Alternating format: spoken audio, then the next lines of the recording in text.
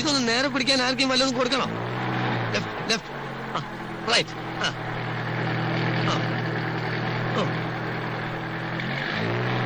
എന്റെ അമ്മേ, സാറേ അനാവശ്യമായിട്ട് സ്റ്റെയറിംഗ് അങ്ങോട്ടും ഇങ്ങോട്ടും വെട്ടിക്കരുത്.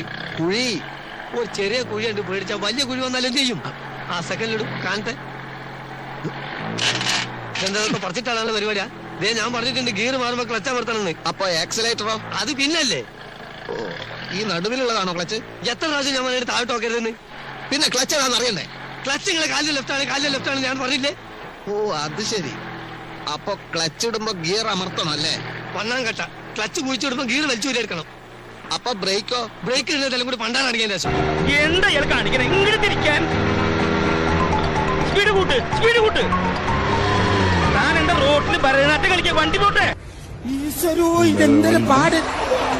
എടാ പിന്നെ ഇങ്ങനെയൊന്നും അല്ലടാ. അനക്ക് വണ്ടി ഓടിക്കാൻ അറിയോടോ? ചെറുപ്പം മുതൽ BMW ബെൻസൊക്കെ ഓടിക്കാൻ എന്നോടാ ഈ വണ്ടി ഓടിക്കാൻ അറിയുള്ളൂ. ഇതൊക്കെ ഞാൻ എന്റെ 1.5 വയസ്സിൽ ബാപ്പാന്റെ മടി കുത്തിന്ന് ഓടിക്കും. നിങ്ങൾക്കൊന്നും എന്നെ കുറിച്ചൊരു ചുക്കും അറിയില്ലടാ. ബോംബെ തെരുവിൽ ചീറിപ്പാഞ്ഞു കിടക്കുന്ന വെടികുണ്ടകൾക്കിടയിൽ ടാക്സി ഓടിക്കുന്നവരാണ് ഞാൻ. പഠിച്ചോലേ, നിങ്ങള് കാത്തോളി.